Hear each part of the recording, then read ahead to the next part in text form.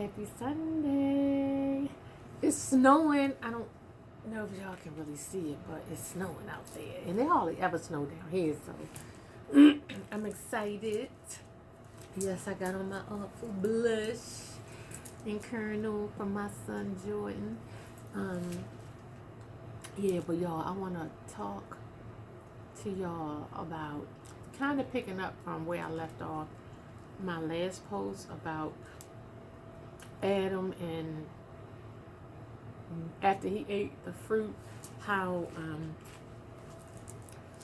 he behaved afterwards. And just a refresher, Adam was like, I was afraid, and I hid myself. And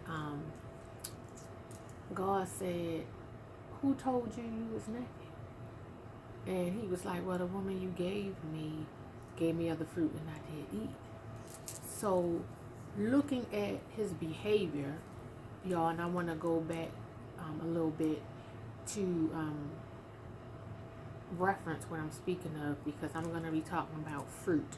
So God said, don't eat. He told Adam, you can eat of every tree of the garden except from the tree, singular, of the knowledge of good and evil. So good and evil, the knowledge of good and evil, that's the fruit. And we all know that you can't really physically, tangibly, it's not like an apple.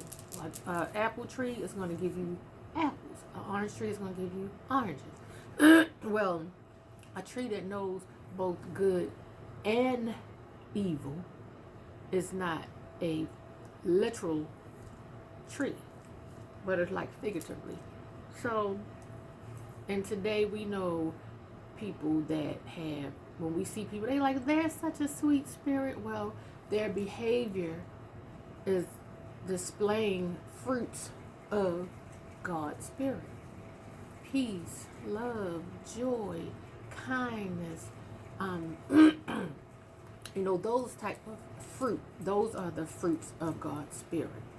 So when you say someone's a sweet person, they actually are demonstrating fruits of God's spirit. And I just wanna let me just go to my notes, because what we have to figure out and have to be mindful and careful of is who is the motivator behind our actions? Who is the motivator behind our actions? So if we're a sweet person, then quite naturally God is the motivator, because he's the only one that has that type of spirit. So he's the motivating force behind our actions. And like Hollywood gets it all twisted, like, as soon as you say it's a spirit, they be like, it's supposed to be, so oh my God, it's a horror when you start talking about things of the spirit.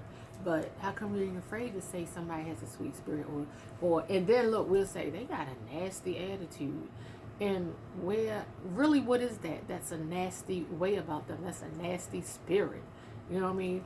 But it's just more acceptable when we say they so sweet. They just have a sweet spirit about them. Yeah. So it's the same type of thing. It's the exact same thing, except Hollywood make it seem so like, oh my God, like, no, we just need to identify which one we are operating out of.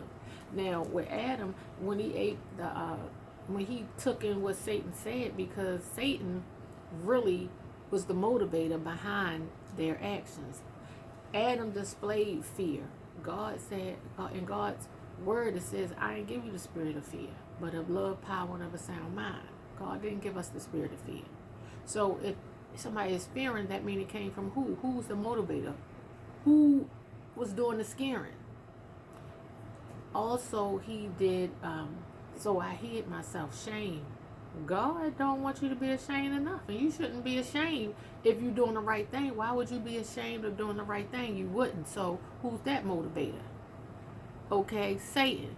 And then he was like, well, the woman you gave me, he put blame. So no, God is all about accountability. So the opposite of accountability is not being accountable. So you are blaming other people for your stuff. So who's motivating? What spirit are you operating out of? Are you operating out of God's spirit, or are you operating out of the enemy spirit, Satan's spirit?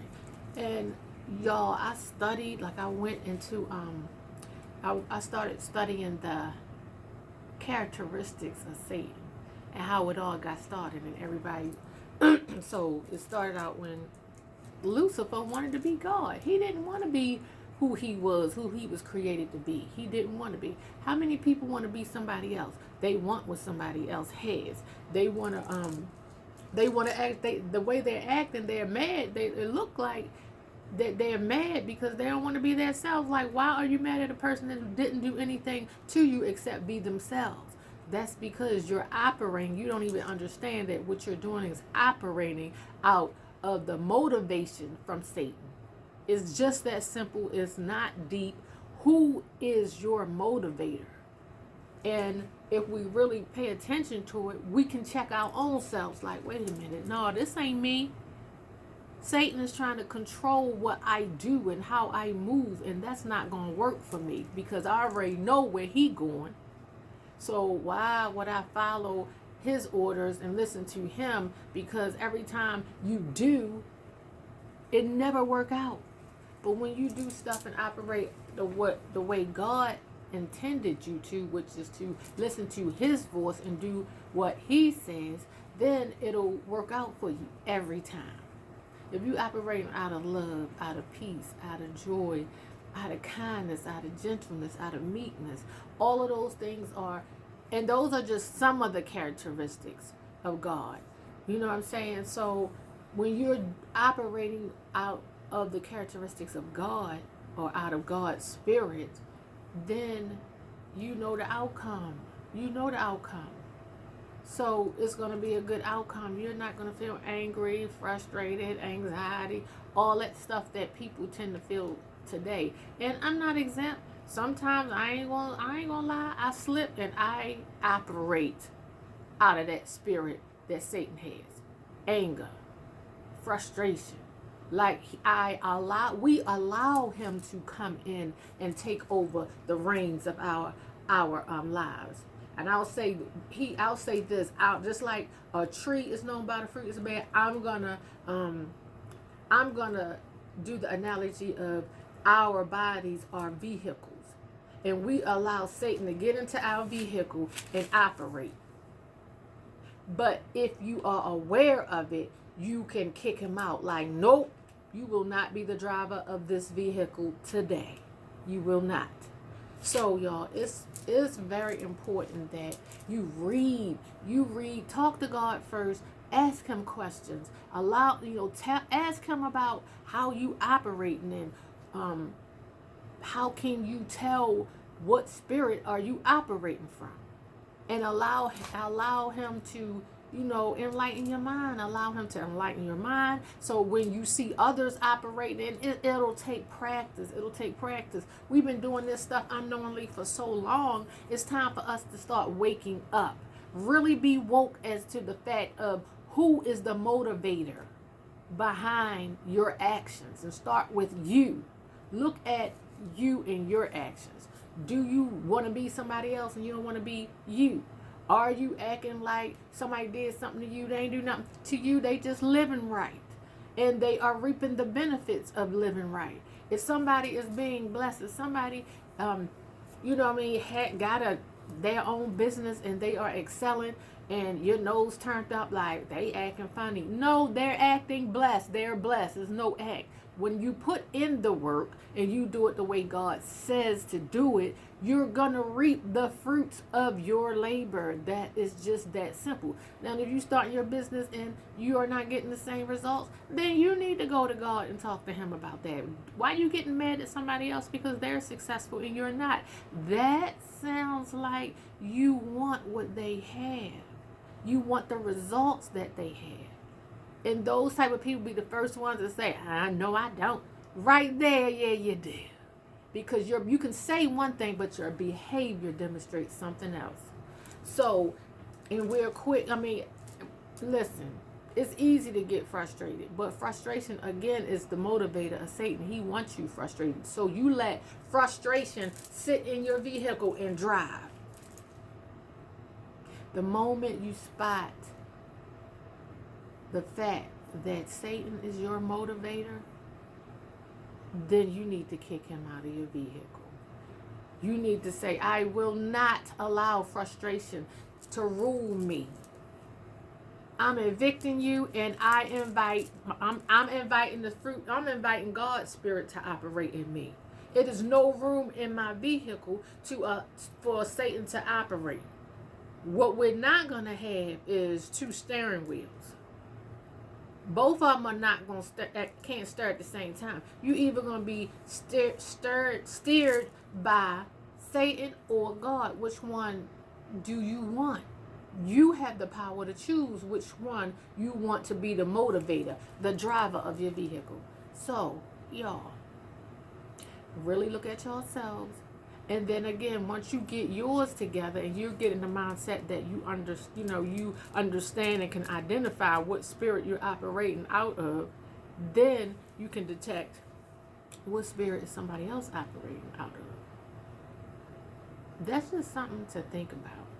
And it's an exercise for you, a daily exercise to take inventory, to be careful about what you're doing. And put it to the test. What am I operating out of?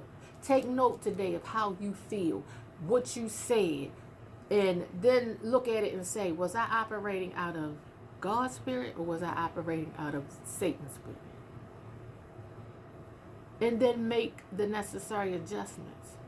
If you operated out of Satan's, you now have knowledge. You now are accountable for what you know. So get used to operating out of God's spirit. We're going to continue this next week, but y'all, that right there is enough for y'all to not gnaw on.